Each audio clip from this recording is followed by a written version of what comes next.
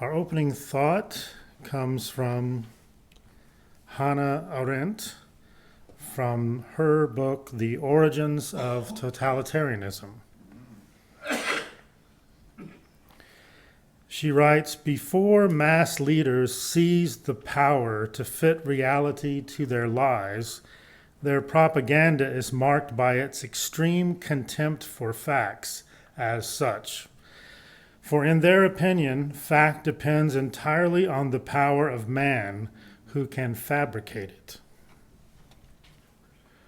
Our next reading is from Masha Gessen from the New York Times Review of Books in November of 2016. Rule number 1, believe the autocrat. He means what he says. Whatever you find yourself thinking or hear others claiming that he is exaggerating, that is our innate tendency to reach for a rationalization. This will happen often. Humans seem to have evolved to practice denial when confronted publicly with the unacceptable. Our next reading is from Anne Applebaum, Speaking Like Hitler, Stalin, and Mussolini. She writes, if you connect your opponents with disease, illness, and poisoned blood, if you dehumanize them as insects and animals, if you speak of squashing them or cleansing them as if they were pests or bacteria, then you can much more easily arrest them, deprive them of rights, exclude them, or even kill them. If they are parasites, they aren't human. If they are vermin, they don't get to enjoy freedom of speech or freedoms of any kind. And if you squash them, you won't be held accountable. George Carlin once said there were 7 words that you can never say on television. And I'm going to guess that extends to a Unitarian Universalist congregation as well. Either way, I'm not going to take a chance on that. The F word I'm discussing today is not one of those 7 words. The F word, fascism, as defined by Merriam-Webster Dictionary, is, quote, a populist political philosophy, movement or regime that exalts nation and often race above the individual, that is associated with a centralized autocratic government headed by a dictatorial leader, and that is characterized by severe economic and social regimentation and by forcible suppression of opposition, end quote.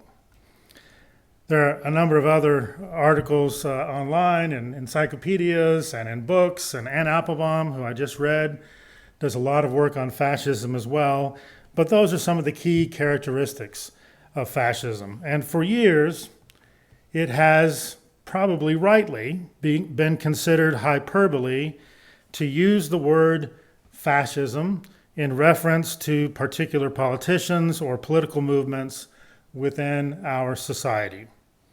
But when politicians and their followers are using rhetoric that is identical to Hitler and Mussolini, calling their political opponents vermin and promising to imprison them and anyone else they deem the enemy within, pledging to forcibly deport millions of persons whom they call animals, who are poisoning the blood of America, then it is time to use the F word and to do all in our power to save what's left of our democratic republic. My parents are old enough to remember the horror of what fascism can do in the world. Fascism took my mom's uncle from this earth in 1945 as he fought German fascists in Italy. It was a devastating loss for the family. My mom was 6 when the war ended, and she remembers the VE Day celebration in Detroit and the tears of joy and sadness that were mixed together that day as her uncle was gone forever. My dad was 10 years old when the war ended. His brother was 12 years older than he was and had joined the Air Force to become a pilot. He was flying B-29s at the end of the war. He was scheduled to be deployed to be a part of the bombing of Japan when the war ended, and he was a part of the occupation of Japan. Both my parents remember clearly the loss and suffering caused by fascism in its different forms during World War II, as well as the sacrifice required to defeat it. It's critically important to remember that it is much easier to vote in fascism than it is to vote out fascism. Looking at history, we see that fascists are rarely removed through democratic processes, because when they come to power, they attempt to dismantle them. It is an appropriate response to be extremely alarmed over persons who want to lead us, who are talking like Hitler, Mussolini, and Stalin. That is precisely the kind of thing over which one ought to become extremely alarmed. Don't let anyone convince us otherwise. I teach political philosophy and contemporary political theory. I've spent a significant amount of time studying fascism as an ideology and its historical manifestations. I am very aware of the need to reserve the label fascist for persons who are actually fascists. But what we are hearing from certain politicians today in our society and what they are promising to do is fascist to the core. In my opinion, if a person thinks it is too extreme to say that the country is in grave danger of being overcome by fascism, they either are not paying attention or they don't know what fascism is. Anyone who has read and learned anything about the history of autocracy and fascism in the world knows where the United States is right now, on the precipice of becoming a true hellscape for the most vulnerable people among us and a danger to the world. We cannot say that we did not know what was coming. But sadly, there are so many who just do not have a clue about the danger that we are facing. There's a disturbing trend among persons drawn to autocratic leaders to make the claim that the United States is not a democracy, but rather a constitutional republic. But in actuality, we are a democratic constitutional republic. We are not a direct democracy in that we don't normally directly vote for legislation, but we do elect our representatives through a democratic process. The fact that we are a democratic republic was never really seriously questioned until fascism started gaining traction within our society. Sadly, our for-profit system of journalism has failed us miserably during this critically dangerous time of our democratic republic. The normalization of abhorrent fascist rhetoric and fascist behavior by a large portion of the media is a recipe for the death of our democracy. Our education system has also failed to prepare us adequately for the fascist threat we are now facing. On average, young persons do not know very much about what fascism is and what the horrific consequences are if societies succumb to fascism. Growing historical illiteracy in the United States is a great threat to our democratic republic. And there are some in our democratic republic who are trying to keep us historically illiterate. Protecting public education and the autonomy of teachers is one of the most important long-term defenses a society has against fascism, which is precisely why fascists work so hard to attack public education and good teachers. History shows us that propagandizing the education of the youth is one of the most insidiously powerful tools of fascism. Controlling what the youth learned about history is a core strategy of fascism. I'm not saying I have my finger on the pulse of young people, but I do teach at the college level, and it is surprising to me how little is being taught in high school and how little is being learned even in college about what led up to World War II and how fascism took hold in parts of Europe. Most young people have a very sketchy understanding of these events, and thus it is difficult for many of them to understand just how precarious and dangerous our current situation is. As we stare the threat of fascism in the face, We must now remember that the most important rule for avoiding fascism is to believe it when a fascist tells us what they are going to do if they come to power. The dangers of underreacting to politicians who speak and act like fascists are exponentially greater than those of overreacting. When fascists say they will do things, whether women like it or not, believe them.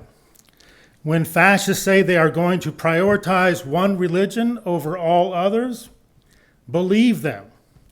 When fascists tell us that they see immigrants and refugees as animals, as not human, as poisoning the blood of our country, and that they will forcibly deport millions of them as soon as they come to power, believe them. And we must remember that mass deportation is and always has been an act of horrific violence that inevitably leads to the deaths of large numbers of persons, of human beings. When fascists echo a Nazi slogan and say that, quote, America is for Americans and Americans only, end quote, believe them. When fascists tell us that they view their political opponents as vermin and the enemy within, and that the military or National Guard ought to be used to handle them, believe them. And we must remember that some of the first persons who were sent to concentration camps in 1934 in Germany were the political opponents of Hitler and the Nazi regime. When fascists publicly imagine and talk about a political opponent having, quote, 9 barrels shooting at her, end quote, and having, quote, guns trained on her face, we must believe that they are willing to use violence to gain, maintain, and expand their political power. When fascists say they wish they had Hitler's generals, believe them. When fascists say they will be a dictator on the first day they come to power, believe them. When fascists tell their supporters that they only have to vote this time and that they won't even have to vote in the next election because things will be fixed by then, believe them. Globally, fascism is doing what it always does. It's going to the well of ultra-nationalist and xenophobic anti-immigrant sentiment.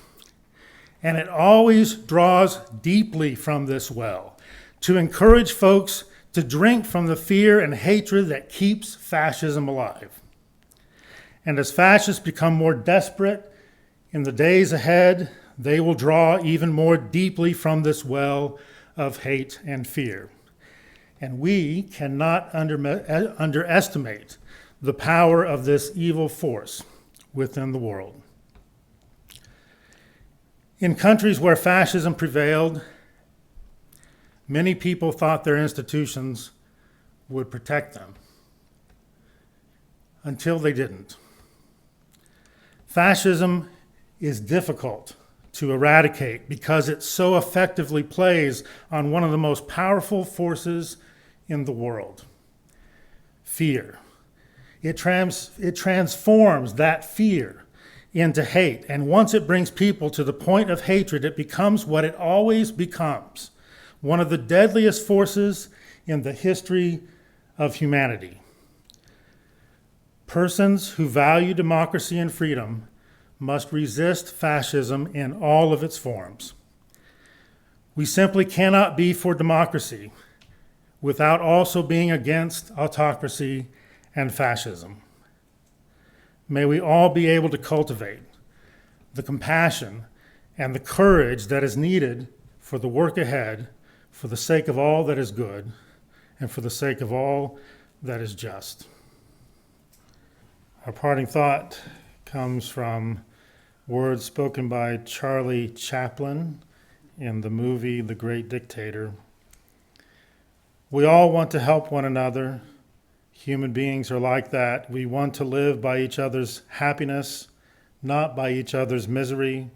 We don't want to hate and despise one another.